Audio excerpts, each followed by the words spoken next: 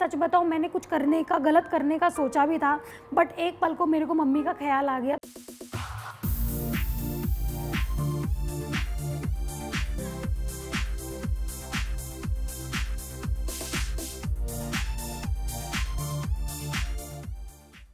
Hi guys, मैं हूं अर्चना गौतम और आप मुझे देख रहे हैं सिद्धार्थ कन्नन के शो पर। प्लीज सब्सक्राइब करिए सिद्धार्थ कन्नन के चैनल को। Thank you. मैं इनसे अभी भी मिला था और इन्होंने मुझसे अभी कहा कि यार मैंने सबके नाक में दम कर रखा है।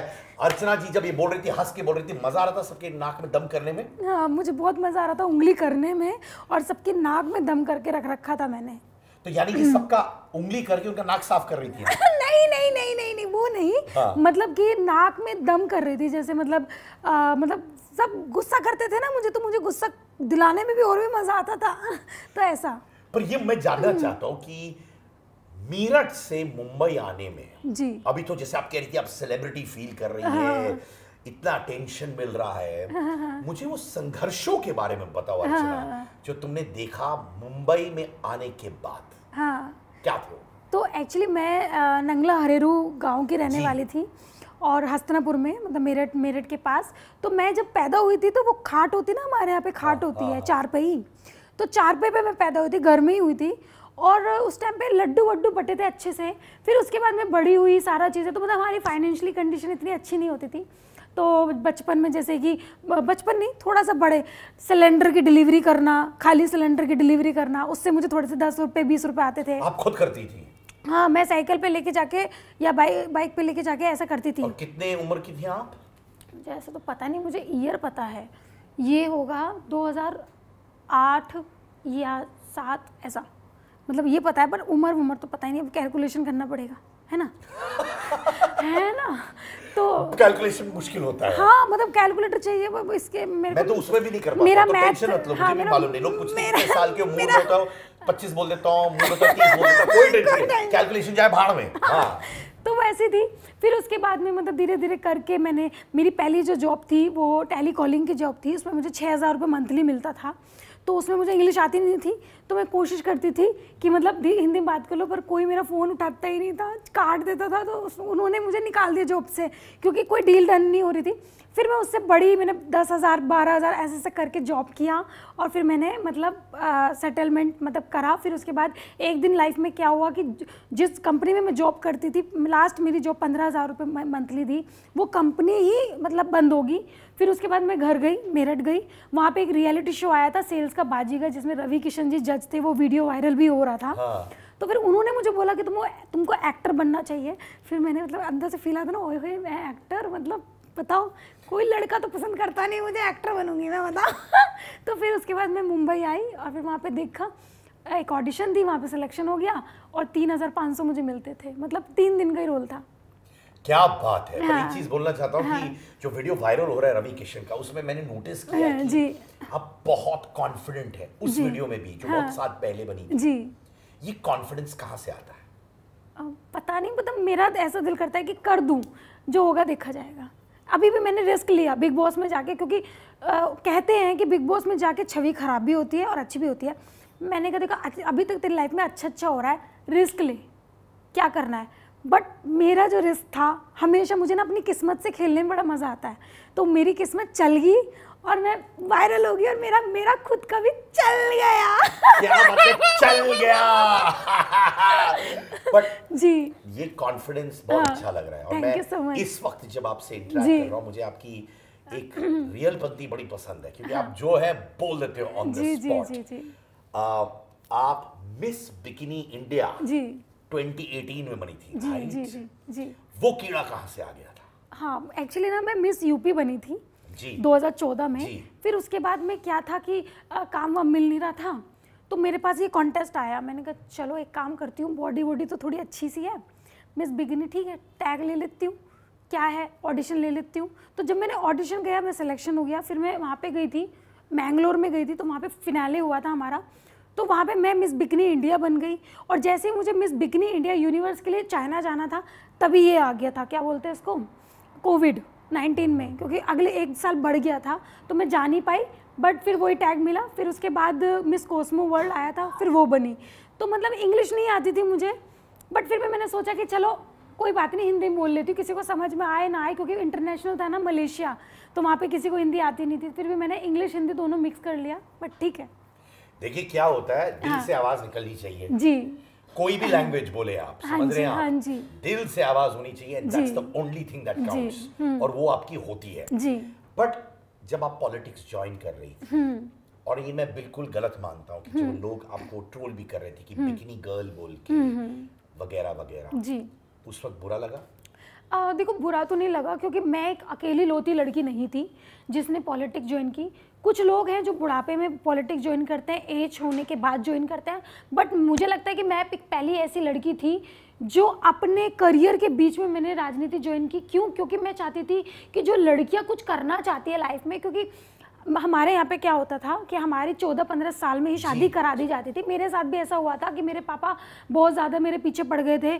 16-17 साल की थी कि शादी करनी है, शादी करनी है, बट मेरी मम्मी ने मुझे कहा कि नहीं करनी है, और मेरी मम्मी ने हमेशा साथ दिया मेरा, और मुझे कुछ गहने बेच के मुझे बॉम्बे भगा दिया कि तू जा यहाँ से वरना तेरी शादी हो जाएगी। तो फिर मैं भाग के आ गई थी। तो मुझे लगता था मैं उनके लिए इंस्पिरेशन बनूंगी, अगर वो राजनीति में कुछ करना चाहती है तो वो मेरा एक था पहल कि मैंने अपना, कहते हैं ना, अपने आप को, मतलब होता है ना जैसे जवानी में होता है कि अरे यहाँ पे भी जाएंगे, यहाँ भी जाएंगे, पर मुझे पता था पॉलिटिक्स में आ जाऊंगी तो मैं ये सब नहीं कर पाऊंगी। तो उस चीज़ को मैंने कहा नहीं कोई बात नहीं, जो भी करना था एंजॉय कर लिया, अब तो थोड़ा सा अच्छा कर लेते। तो ये मेरा था कि मुझे कुछ अच्छा करना था, कुछ करना था, इस वजह से मैंने पॉलिटिक्स ज्वाइन की कि और लड़कियाँ भी इस उम्र में ज्वाइन करें, उनको इंस्पायर कर सके। हाँ हाँ। और रही बात बिगनी पहनने की, छोटे कपड़े पहनने की, मैं अकेली लोती लड़की नहीं हूँ, कितनी सारी एक्ट्रेसेस ने बिगनी और छोटे कपड़े पहने हैं और बहुत सारा एक्टिंग किया, और वो आज राजनीति में एक अच्छे मुकाम पर हैं। जब आप इलेक्शन हारी थी, जी जी, उस वक्त डीमोटिवेट हो गई थी कि पॉलिटिक्स में हट जाऊं, क्या था? नहीं, डीमोटिवेट नहीं हुई थी, क्योंकि देखो मुझे भी लग रहा था, क्योंकि पता क्या होता है, मैंने जनता के लिए ना मैं हंसने में गई, ना मैं उनके रोने में गई, ना मैं उनके दुख में गई, ना उसमें सुख में गई, तो वो लोग मुझे वोट क्यों देते थे? तो मैंने सोचा कि अब मुझे काम करना है, जनता का दिल जीतना है, और उसके हिसाब से फिर मुझे आगे बढ़ना है। तो मैं डिमोटिवेट बिल्कुल भी नहीं हुई थी, था अगली बार जीतूंगी, अच्छे से जीतूंगी। इनफैक्ट कहीं आपने कहा है कि मैं लोगों की मदद करना चाहती हूँ, और मैंने बहुत लोगों को जेल में भी डाल दिया जब कोई कठिनाई में थे या कुछ गड़बड़ी कर रहे थे। उस करी गड़बड़ी उन्होंने, है ना? हाँ, वो क्या हुआ था कि हम मेरे ही समाज के कुछ बुजुर्ग थे, एक पापा थे और 2 भाई थे, तो दूसरे लोगों ने आके एकदम से उनको गोली मार दी, सर पे गोली मारी थी, यहाँ से गई थी और वो बहुत सीरियस था, और पैर में भी गोली मारी थी, तो उनको कोई सपोर्ट नहीं कर रहा था। मैं जस्ट ऐसी सिंपैथी के लिए चली गई, बाद में पता चला वो लोग जेल नहीं गए, तो उस चीज़ पे मैंने मुद्दा उठाया था, अपना धरना भी दी थी, तो फिर बाद में जाके उनको जेल हुई, जिन्होंने गोलियाँ मार चलाई थी घर में, तो फिर उनको जेल हुई थी। बहुत शाबाश जी, बहुत अच्छा लगा, और मुझे यकीन है कि अब ये जो फेम आप देख रही हैं इस वक्त, उससे आप और भी चीजें समाज के लिए करेंगी, करने की चाह है। बिल्कुल बिल्कुल बिल्कुल। तो पॉलिटिक्स नहीं छोड़ रही है? नहीं, पॉलिटिक्स में नहीं छोड़ रही हूँ, वो भी चलेगी मेरे साथ साथ, बट मुझे ऐसा लगता है कि जैसे मैं अंदर गई हूँ, लोगों ने मुझे एंटरटेनमेंट में मुझे पसंद किया है, मतलब मुझे सच में, अभी मैं जैसे अपनी रील्स देखती हूँ ना, मैं हंसते हंसते खुद ही पागल हो जाती हूँ कि मछली बनेगी, मछली 2 महीने पुरानी मछली है भैया, बनेगी मछली। तो मतलब मुझे लगता है कि जनता ने मुझे उस चीज़ में पसंद किया है, तो वो चीज़ मैं रोकूंगी नहीं, उनको मैं हंसाती भी रहूँगी, और साथ साथ उनकी, मतलब जो मेरे दिल में है कि उनकी वो करना है, मतलब उनके लिए कुछ अच्छा करना, वो भी करती रहूँगी। इनफैक्ट आपकी जो चाह थी, हाँ, और बीइंग एन एक्ट्रेस, आपने छोटे मोटे रोल्स किए थे फिल्म्स हाँ, में, हाँ, जी, कहीं वो कमी है अंदर की यार वो बड़ा प्रोजेक्ट नहीं हुआ, ऐसी फीलिंग आती है कभी? हाँ, कभी कभी ऐसा आता है कि देखो अभी बिग बॉस ने मुझे मौका दिया मेरे टैलेंट को, और मुझे यही नहीं पता था मैं इतनी बड़ी शायर हूँ, बताओ है ना। अब बताओ, शायरी का कीड़ा मुझे कहाँ आया बिग बॉस में, और मेरे अंदर इतना अच्छा टैलेंट था ये भी नहीं पता मुझे। तो मुझे ऐसा लगता है कि अगर मुझे कोई प्रोजेक्ट मिलता है तो शायद मुझे और टैलेंट आए, और क्या पता वो टैलेंट देख के जो जनता है और ज़्यादा खुश हो। तो मैं उसी मौके का इंतज़ार कर रही हूँ कि कोई अच्छा सा प्रोजेक्ट मुझे मिले, और मैं जो भी टैलेंट है, जो भी मेरी एक्टिंग है या जो भी है, वो मैं दिखा सकूँ, लोगों को बता सकूँ भैया मैं भी थोड़ा सा एक्टिंग कर सकती हूँ। पर जब आपको ठोकरें देखने पड़ी, राइट, क्योंकि आसानी से तो बड़े प्रोड्यूसर्स, डायरेक्टर्स को मिलने का मौका नहीं मिलता है, हम सबके साथ, अनलाइक आप अन्य साहब का एक बैकग्राउंड हो उसके जी लिए। जी। कहीं ऐसे हुआ है कि आप बड़े डायरेक्टर के ऑफिस गई हैं, प्रोड्यूसर के, और उन्हें आपसे मिलने से मना कर दिया, ये सब हुआ है आपके साथ? हाँ बिल्कुल मेरे साथ हुआ है। एक्चुअली मैं 2-3 डायरेक्टर के पास गई थी ऑडिशन देने के लिए, उन्होंने ऑडिशन लिया बट मैं सिलेक्ट नहीं हुई। उन्होंने बोला था कि हम छोटे मोटे रोल में लेंगे, बट वो छोटा मोटा रोल भी नहीं मिला मुझे, तो मुझे थोड़ा डिसपॉइंटेड हुआ, क्योंकि मुझे ऐसा लगता था कि भैया मुझे इंग्लिश नहीं आती और मैं थोड़ा सा स्टाइलिश नहीं हूँ, तो अभी स्टाइलिश बनने की कोशिश कर रही हूँ और इंग्लिश सीखने की भी कोशिश कर रही हूँ, तो मे बी इस साल में मैं सीख जाऊँगी। बट कभी कास्टिंग काउच सब फेस करना पड़ा आपको? नहीं ऐसा कुछ मेरे साथ नहीं हुआ, बट हाँ मैंने ऑडिशन दिया तो मे बी शायद मेरा लुक नहीं मैच किया होगा या कुछ होता है ना, तो वो नहीं मैच किया होगा, ये हुआ, वैसा कुछ नहीं हुआ। कॉन्वर्सेशन के दौरान आपने मुझसे एक लाइन कहा था कि जी। मुझे लड़के कभी पसंद नहीं करते थे। हाँ वो कॉलेज टाइम में, क्योंकि क्यों? मैं टॉम बॉय हुआ। आपने देखा मेरा ओल्ड वीडियो, अब बताओ उसमें कौन पसंद करेगा, बताओ। नहीं यार, है ना, तो पसंद करने वाले पसंद कर लेते हैं चाहे जो भी हो। हाँ पर नहीं ऐसा कुछ नहीं हुआ। तो पता है टॉम बॉय हुआ करती थी मैं, और बाइक पे टीवीएस विक्टर थी मेरे पास, तो मैं वो चला के आती थी। तो लड़कों को होता है ना एक शाय सी लड़की, सुंदर सी, वैसी मतलब स्टाइलिश वाली, तो वो पसंद आती है, तो मुझे लगा शायद वो कमी रही थी। तो ये ट्रांसफॉर्मेशन कैसे हो गया? अभी टाइम लगता है भाई, इतना टाइम लगा बताओ, 2014 से अब तक मैं ट्रांसफॉर्मेशन ही कर रही हूँ, है कि नहीं? कभी ऐसा आया वक्त जब आपने कहा यार मुझे मुंबई छोड़ना है, ऐसा हुआ कभी? हाँ हुआ, ये कोविड के टाइम पे हुआ, जिस टाइम पे मेरा जो फ्लैट था उसका रेंट 60,000 था, तो मैं 60,000 नहीं दे पा रही थी, और उस वक्त 3-4 महीने तक वो था। और मेरे जो मैनेजर था चेन्नई का, उसने बोल दिया था कि अभी दुनिया ख़त्म हो रही है, कुछ नहीं होगा, इंडस्ट्री बंद हो रही है। तो मैंने सच बताऊं, मैंने कुछ गलत करने का सोचा भी था, बट एक पल को मेरे को मम्मी का ख्याल आ गया, तो वो चीज़ मैंने नहीं की। फिर मैंने डिसाइड किया कि मुझे मुंबई छोड़ देना चाहिए, क्योंकि मेरे पास इतने पैसे नहीं थे कि मैं 60,000 रुपये दे सकूं। फिर वो छोड़ के मैं चेन्नई शिफ्ट हो गई थी। फिर वहाँ पे मैंने मूवी की, जो भी मैंने मूवी की, थिएटर में रिलीज़ हुई, बट कोई देखने ही नहीं गया। बताओ, अभी सब जाएंगे देखने हैं? हाँ ऑफ कोर्स, कहीं तो होगा कोई प्लेटफॉर्म पे।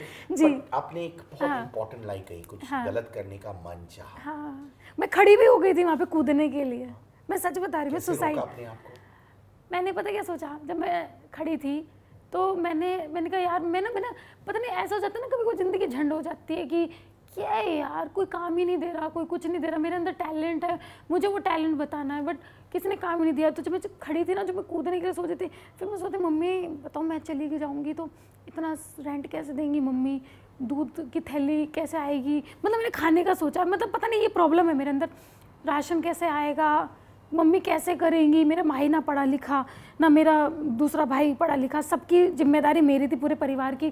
तो जैसे मैं कूदने के लिए लगी ना, मैंने जब नीचे देखा एक पल को, मतलब मैंने ऐसा सोचा, मतलब तो बट अभी ठीक है, अभी मुझे टेंशन नहीं, मेरे फैंस है ना मेरे को देखने के लिए, हम सब है आपके साथ। और बहुत प्यार भी मिल रहा है मुझे, बहुत प्यार, इसको बड़े जिंदगी भर का प्यार है। यस। और आप रुकी क्योंकि एक बहुत बड़ा मकसद था। हाँ ये होना था, बिग बॉस मिलना था, हम लोगों से मिलना था, लोगों के साथ कनेक्ट करना था। और आज कितना गर्व महसूस कर रहे होंगे आपके परिवार के सदस्य कि मैं बच गई उस दिन, वरना मेरी भी स्टोरी लिख की जाती है, अर्चना गौतम ने सुसाइड किया। बट अब नहीं करना, और मैं ये चाहती भी नहीं कि कोई ऐसा सोचे भी। कसम से आप रुक जाओ, आपके बुरा वक्त आता है लाइफ में, बहुत आता है, बट उसके बाद बहुत अच्छा वक्त आता है। और आई एम सो ग्लैड, मुझे लगता है ऊपर वाले ने कुछ सिग्नल भेजा होगा आपको उस वक्त अपने आप को रोकने के लिए, राइट। पर आपने एक बहुत अच्छा मैसेज पास किया। और उसके लिए मैंने एक शॉर्ट फिल्म भी बनाई थी। जी बनाइए। देखा आपने? नहीं मैंने नहीं। मैंने बनाई थी, खुद ही मैंने डायरेक्ट की थी, मेरी वो कोविड की स्टोरी को लेके, जिसमें मेरी मम्मी रियल में रोई थी। मतलब मेरी मम्मी ने खुद एक्ट किया है, मेरे पूरे परिवार वालों ने खुद रियल में एक्ट किया है, वो मैंने अपनी स्टोरी बनाई थी, जो मैंने मैं ज़रूर देखूँगा। और वादा रहा, जब आपके मम्मी को पता चला कि ये सब आप सोच रही थी, वो भी टूट गई होंगी। टूट के थप्पड़ मारा था, कह रही थी हमें नहीं चाहिए, हम भूखे रह लेंगे, तू बस चल, हमें ना चाहिए, काम करके खा लूँगी, मैं भी खा लूँगी। मेरी मम्मी पढ़ी लिखी नहीं ना, तो कहती घर में काम करके खा लूँगी, पोछा वोछा लगा के खा लूँगी, ऐसा। भाई कह रहा तू टेंशन मत ले, मैं गाड़ी चला लूँगा, ऐसा मतलब ये पल आए लाइफ में। बट अभी अच्छा लग रहा है कि मतलब मेरे भाई जब स्कूटी चलाता तो मेरे भाई को ऐसे रोकते, भैया रुक जाओ भैया, मेरे भैया का बर्थडे वीडियो बनाने दो ना, तो मेरा भाई कहता अच्छा, मेरी मम्मी पीछे बैठी रहती, सिंपल सी तो है, कहती अब अर्चना गौतम की मम्मी बेचारी शर्म की वजह से मेकअप तो करा नहीं होता, तो कहती ना ना मैं तो पड़ोसी हूँ उसकी, तो वो कहते झूठ बोल रही है अर्चना गौतम की मम्मी है ये। तो मतलब ऐसा होता है, मतलब अभी इतना लाइफस्टाइल नहीं आया है, बट मैं कोशिश कर रही हूँ धीरे धीरे मैं मतलब थोड़ा सा अच्छे से हो जाऊँ, मतलब जैसे बाकी लोग रहते हैं ना वैसे हो जाऊँ, बट टाइम लगता है थोड़ा। और मैं हमेशा विश्वास करता हूँ कि जब भी आपकी नीयत होती है ना अपने से ज्यादा अपनी मम्मी के लिए, अपने परिवार के लिए कुछ करो, तो कोई माइका लाल आपको रोक नहीं सकता। राइट। और ये मैं विश्वास करता हूँ। राइट। जैसे मैं जब घर से निकलता हूँ रोज, तो मेरी 2 बेटियां हैं, मेरी वाइफ है, मेरे पेरेंट्स हैं, मैं बोलता हूँ ऊपर वाला भाई अपने लिए तो कर ही रहा हूँ, पर मैं अपने फैमिली के लिए कर रहा हूँ, और मेरे अंदर एक ऐसी ताकत आती है कि मुझे लगता है कि कोई मुझे हरा नहीं सकता। राइट। और अगर आप ये सोच के रोज निकलोगे कि मैं कुछ करूंगी अपनी मम्मी के लिए, फैमिली के लिए, आप तो ऊपर ही चलते जाओगे। राइट। आप आसमान छुओगे। राइट। I mean it. और आसमान छूते वक्त हम लोग सब आपके साथ उड़ेंगे। Right. I am so proud of you, Yeah. दिल से। Thank you. क्योंकि आपके अंदर ये जो आपका जबान है वो आपके हार्ट और माइंड से लिंक्ड है, और बहुत कम लोगों के पास ये शक्ति है जो आपके पास है। जी। एंड आप हमेशा ये मासूमियत मेंटेन करिए। हाँ, जी। आपके अंदर एक चाइल्ड लाइक चीज़ है जो बहुत जी। प्यारा है। जी thank you. I really mean that. Thank you. अभी मुझे बताइए कि ये सौंदर्य और आपकी दोस्ती जो है, हाँ। माने जैसे हिंदी फिल्मों में जय वीरू बोलते थे, मुझे लगता है अर्चना और सौंदर्य का ये टैग निकलेगा। हाँ। जिंदगी भर की दोस्ती है, पूरी दोस्ती है इसकी, सौंदर्य के साथ भी और प्रियंका के साथ भी, दोनों मेरी वहाँ पे सबसे ज़्यादा जो दोस्ती हुई ना उन दोनों से हुई है। और क्या आप कह सकते हो कि फाइनली आपके पास मुंबई में परिवार जैसे दोस्त मिल गए, बहनें मिल गई? दोस्त देखो, दोस्त पुराने जो थे उन्होंने पता नहीं मुझे मैसेज किया नहीं किया, बट हाँ 2-3 दोस्त हैं जिन्होंने मैसेज किया, बट मुझे लगता है कि अभी मेरे और दोस्त बनेंगे। तो जैसे पुराने दोस्तों ने मुझे कॉन्ग्रेचुलेशंस किया, और सबसे मेन बात क्या होती है कि कभी मतलब ऐसा जैसे ब्लू टिक, मेरे पे ब्लू टिक है तो मैं ब्लू टिक को मैसेज करती थी ना पहले, तो कोई रिप्लाई इतना करता नहीं था। तो अभी क्या है कि ब्लू टिक वाले मेरे को कॉन्ग्रेचुलेशंस कर रहे हैं और रिप्लाई कर रहे हैं, तो मुझे ऐसा प्राउड फील आ रहा है। भारती मैम ने मुझे कॉन्ग्रेट्स किया, ऑडियो भेजा कि मेरी जान तू छा गई और तुझे इतना मुबारकबाद। और जबकि वो भी कॉमेडियन है, एक होता है ना जेलसपना, बट भारती दीदी में कुछ भी नहीं, इतनी प्योर हार्टेड है वो, उन्होंने मुझे इतनी मुबारकबाद दी। कामिया पंजाबी जी ने मुझे मैसेज करके मुझे बोला, मैंने उनको मैसेज किया।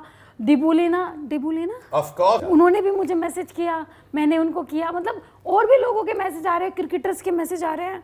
मतलब मैं कह रही हाय मैंने क्या कर दिया ऐसा बिग बॉस में, जो मतलब लोग मुझे इतना प्यार कर रहे हैं। मतलब मज़ा आ गया क्योंकि आपने ऐसा पर्सनालिटी दिखाया कि लोगों को प्यार हो गया है यार, एब्सोल्युटली। और जब आप ऐसे भी करते ना, ये भी बड़ा अच्छा लगता है मुझे यार। पहले से ही ऐसे करती है क्या? ऐसे थोड़ा कभी निकल जाता है, ज्यादा खुश हो जाती है। अच्छा, शिव और आपका डांस जो फराह खान के पार्टी में हुआ था, वो तो वायरल हो गया है ना? हाँ फुल। तो क्या अभी शिव भी अभी वो अर्चना के गैंग के हिस्सेदार हो गए कि नहीं? नहीं अभी गैंग बंद हो गई, बिग बॉस खत्म बाहर हो गया। गैंग हो सकता है ना? हम दोस्त हैं, सभी लोग दोस्त हैं, मेरा कोई ऐसा नहीं है कि जिससे मैं नहीं बात करती, सभी लोग दोस्त हैं, हाय हेलो हमारी होती है, कोई ऐसा दिक्कत नहीं है। वो तो बिग बॉस था तो ठीक है, बट गिला शिकवा मुझे किसी से भी नहीं है। How nice. बट ये अगर मैं बोलूं बिग बॉस के घर में 1-2 इंसिडेंट्स जिसने आपको हिला दिया, वो कौन से? एक्चुअली ना स्टार्टिंग से सब चीज़ें था, बट कहते ना इंसान लास्ट में, क्योंकि मैं स्टार्टिंग से ऐसा चुलबुली टाइप की हो गई थी, लास्ट में ना कुछ ऐसी चीज़ें हो गई थी जिससे मैं डिमोटिवेट भी हो रही थी। जैसे कि ये जब से विकास आया था, मुझे ऐसा लगता तब से मैं ना हल्की सी थोड़ा वीक पड़ गई थी, क्योंकि हर कोई मेरे को बोलता था ज़बान पे, बट मुझे खुद नहीं समझ में आ रहा था कि मेरी ज़बान क्या है, क्योंकि वो मेरी लैंग्वेज थी, मैं मेरठ से थी, चीज़ों को चेंज होने में थोड़ा टाइम लगता है। तो घर में आप ये नहीं सोचते कि कैमरे लगे क्या है, जो आप जैसे हो घर में वैसे ही हो, और मैं रियल में घर में ऐसी ही हूँ, मतलब चिल्लाने वाली, मतलब मैं ऐसे चिल्लाती नहीं, और माइक पास में लगा रहता था तो लगता था मैं चिल्लाती हूँ। जैसे मैं अभी आपसे बात कर रही हूँ तो लगेगा कि मैं चिल्ला रही हूँ, ऐसा धीरे बात होती नहीं, क्योंकि मुझे लगता है कि मेरी जो आवाज़ है मुझे आपको पहुँचेगी नहीं पहुँचेगी ऐसा। और कोई कुछ लोगों की पर्सनालिटी होती है, जैसे मेरी भी है, मेरी आवाज सॉलिड निकलती है बाहर, तो निकलती है ना, बट आपकी बिल्कुल साफ निकलती है ना। मेरी तो बीच में रुक जाती है ना बार बार, मतलब ऐसा खिच खिच खिच खिच। तो ये तो उस चीज़ में मुझे थोड़ा सा हुआ कि उस चीज़ को गलत बताया और मुझे ऐसा लगता था कि पता नहीं मैंने कुछ गलत तो नहीं कर दिया, चाहे वो शिव वाला टास्क हो गया हो। मैं उस टाइम पे सोचती थी कि ओ माय गॉड, मैंने इतना बेकार किया क्या टास्क। उन लोगों ने भी तो किया पर किसी ने माना नहीं, बट अभी बाहर जाके पता चला तो उन्होंने बोला नहीं अर्चना तुमने टास्क किया, इससे भी बेकार बेकार टास्क होते हैं, तो तुम्हारी कोई गलती नहीं है इस चीज़ में। तो मुझे अब, पहले मुझे लगता था कि मैं शायद गलत जा रही हूँ, बट अब मुझे लगता है कि नहीं, 2-3 अब पता, वो मैंने 1-2 गाली में बताती हूँ, फाड़ दूंगी, मोर बना दूंगी और थूत छेद दूंगी। तो मुझे नहीं लगता कि जो लोग बोल रहे हैं कि मैंने गाली दी है, ये गाली नहीं है, ये जस्ट नॉर्मली होता है ना, टॉक होती है कि ज़्यादा मत बन, थूत छेद दूंगी तेरा, शक्ल देखिए आईने में और बताओ ये बनेगा ये बनेगा। ये जस्ट नॉर्मली हमारे यूपी में ऐसा नॉर्मली बोलते हैं, अब मोर बना दूंगी मारते मारते ऐसा। तो बट उस चीज़ को भी फिर गलत चीज़ है, तो मैं उस चीज़ से ना फिर मतलब वो होगी कि पता नहीं बाहर क्या सोच रहे होंगे क्या नहीं, तो फिर मैंने कहा ठीक है इट्स ओके। MC स्टैन ने कहा कि एक इंसान जिनके साथ वो नहीं मिलना चाहते घर के बाहर, वो आप है। कोई बात नहीं, बुरा लगा? नहीं बुरा क्या, देखो उसकी अपनी मेंटालिटी है, मेरी अपनी, पर मेरे को ऐसा नहीं है, मैं तो मिलूंगी। मैं तो इनफैक्ट उसकी बूबा से भी मिलना चाह रही हूँ, मैंने उसको बोला भी था कि मुझे एक बार बूबा को देखना है। और मुझे यकीन है कि जब आप लोग इस माहौल में मिलोगे ना, तो कोई गिला शिकवा सब चले जाएगा नहीं। हाँ बिल्कुल, जैसे हम फराह मैम की पार्टी में थे, मैंने शिव के साथ डांस किया, स्टैंड के साथ भी मैं बैठी हुई थी, मैंने उसको एक्ट करके दिखाया चीज़ें। बट मैं कभी कभी क्या होता है कि मैं थोड़ा सा ऐसा फील करती हूँ कि जैसे कि बाई चांस मैंने ज़्यादा बात कर ली, जैसे मैं शिव के साथ डांस कर लेती हूँ, तो जो उनके जो फैंस हैं वो लोग मुझे सोचते हैं कि शायद मैं पब्लिसिटी के लिए या कुछ कर रही हूँ। तो इसलिए मुझे थोड़ा सा एक रहता है कि यार हाय हेलो ठीक है, ज़्यादा नहीं, क्योंकि उस चीज़ को भी फिर गलत पोर्ट्रे करेंगे। जैसे वहाँ पे मैं उसके साथ बात कर रही थी तो बोलते थे कि ये उसके फैंस के लिए उससे बात कर रही है, जबकि मेरे दिल में ऐसा कुछ भी नहीं था। भैया मेरे जो फैंस हैं, जो मुझे प्यार करते हैं, मेरे लिए वही काफ़ी है। भगवान ने मुझे इतने दिए हैं, वो इतने से मैं उतना बना लूँगी। आपने ये कहा था कि शालीन पनौती है, वो रिग्रेट करती हैं आप? नहीं, पनौती मैंने नहीं बोला था, जो मीडिया में आए थे उन लोगों ने बोला था पनौती है। अच्छा। तो फिर हम सब ने बोला था हाँ हमें भी लगता है पनौती है, बट ऐसा कुछ नहीं है। तो उनके प्रति आपकी फीलिंग्स क्या है? देखो, अगर मैं शो के हिसाब से बोलूँ, जैसा भी है, एक उसकी अपनी खुद की पर्सनैलिटी है, उसने अच्छा किया, चाहे वो मुर्गा हो, चाहे वो उसके अंडे हो, चाहे वो प्रोटीन पाउडर हो, चाहे कुछ भी हो, वो उसका एक अलग था। ठीक है, हमारी नोक झोंक हुई, क्योंकि ये चीज़ें मैंने पहली बार सुनी कि बताओ कोई खाना खाता परसेंटेज के हिसाब से खाता, 7% है, अच्छा ये खाना चाहिए पनीर में, तो मतलब वो मुझे एक अलग लगा, मतलब अच्छा परसेंटेज के हिसाब से भी खाना खाते हैं, ओके। तो मतलब वो ठीक है, जैसा भी था वो मस्ती मोला था। मतलब दिल से बोलिए, डिप्लोमेटिक आंसर नहीं। क्या आपको वाकई में लगता है कि MC स्टैन डिजर्व करते थे जीतने के लिए? देखो, मैं नहीं देती, मैं किसी के लिए गलत नहीं बोलती, बट हाँ जो मेरे दिल में है वो मैं बोलती हूँ। मुझे टॉप 3 में मैं, प्रियंका और शिव लगे थे। जब हमारा लास्ट में हम टॉप 5 बच गए थे, हम तीनों लगे थे। क्योंकि स्टैंड इस वजह से नहीं लगा था क्योंकि मैंने ऐसा सुना था बिग बॉस के बारे में कि आपको अपने लिए स्टैंड लेना है या आप जिसके साथ भी हो, बट अब बिग बॉस में वोटिंग के हिसाब से ही विनर चुना जाता है। तो जैसे कि MC स्टैन की फ़ैन फॉलोइंग काफ़ी थी, तो उनके फैंस ने उसको पसंद किया, जैसे भी पसंद किया, चाहे वो सो रहा है, चाहे वो कोई वो मीम बना रहा है, मीम मतलब वो डायलॉग बोल रहा है, हाँ। चाहे उसके वन लाइनर हो, चाहे कुछ हो, उस चीज़ पे उसने पसंद किया, उस चीज़ को मैं उसका अप्रिशिएट करती हूँ। तो मैं कोई होती नहीं हूँ बोलने वाली, बट हाँ मैं बहुत खुश हूँ कि उसको ट्रॉफी मिली, क्योंकि मुझे ऐसा लगता है कि वो एक अलग पर्सनैलिटी थी। शायद हिस्ट्री में पहली बार ऐसा हुआ होगा कि बिग बॉस में किसी को ट्रॉफी मिली और पूरा इंडस्ट्री शॉक्ड है।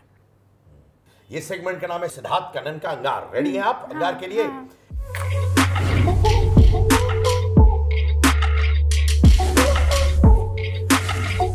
अगर आपको इन लोगों से सवाल पूछना है अपने स्टाइल में, हाँ।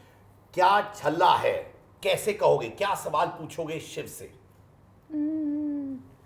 क्या चल रहा है शिव बेटे, तेरा तो दिमाग चल गया है, हम रह गए, बताओ दिल लगा के। प्रियंका। प्रियंका तेरी आवाज चल गई बहन ना, मजा आ रहा है मुझे तो तुझे देख के। MC stand. MC स्टैन सही है, जिसने 4 महीने में कुछ नहीं किया वो आगे क्या करेगा। जिसने 4 महीने में कुछ नहीं किया वो आगे क्या किएगा। अब 4 दिन में तो तुमने करके दिखा दिया भाई, सच में। यार अर्चना तू स्टार है बाबा। निमृत। निमृत बहना, अब तो कम से कम बोल लो तुम दिल की बातें। अब तो मंडली भी हट गई, सब चीज होगी, मस्त रहो यार। चलो अब्दू से भी एक सवाल पूछ लो अपने स्टाइल में। हाँ अब्दू, अब मंडली चली गई है भैया, खुद की कर, खुद की सुन और मस्त कर। कभी ये लगता है फीलिंग की यार काश मैं मंडली के हिस्सेदार बनती? कभी नहीं, जिंदगी में कभी नहीं भैया, हम अकेले काफी हैं।